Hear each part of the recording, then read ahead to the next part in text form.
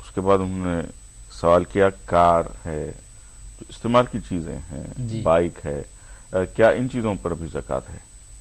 شریعت اسلامیہ نے جو زکوٰۃ مقرر کی ہے اس میں زکوٰۃ ادا کرنے والوں کے لیے بہت زیادہ آسانیاں رکھ دی ہیں، اتنی زیادہ آسانیاں ہیں اور اتنی زیادہ گنجائشیں ہیں کہ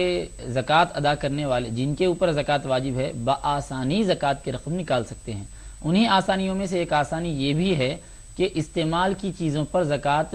فرض نہیں کی گئی۔ جیسے کہ انہوں نے کہا کہ بائک ان کے پاس ہے، بائک ہے، کار ہے، جو بھی گاڑیاں ہیں استعمال کی، تو استعمال کی گاڑیوں پر زکوٰۃ فرض نہیں کی گئی ہے۔ اسی طرح اگر کوئی گاڑی ان کے پاس رکھی ہوئی ہے استعمال کی نہیں ہے تب بھی زکوٰۃ اس کے اوپر واجب نہیں ہے۔ زکوٰۃ گاڑیوں پر یا سامان پر اس وقت واجب ہوتی ہے، سونے چاندی اور روپیہ پیسہ کے علاوہ جو بھی سامان ہوگا اس کے اوپر زکوٰۃ اس وقت واجب ہوتی ہے جب اس سامان کو بیچنے کے لیے خریدا گیا ہو، تجارت کی نیت سے جب اس کو خریدا جائے تبھی اس سامان کی زکوٰۃ ہوتی ہے، لہٰذا بھائی صاحب کی گاڑیوں پر زکوٰۃ واجب نہیں ہوگی۔ ٹھیک، روزے میں مہندی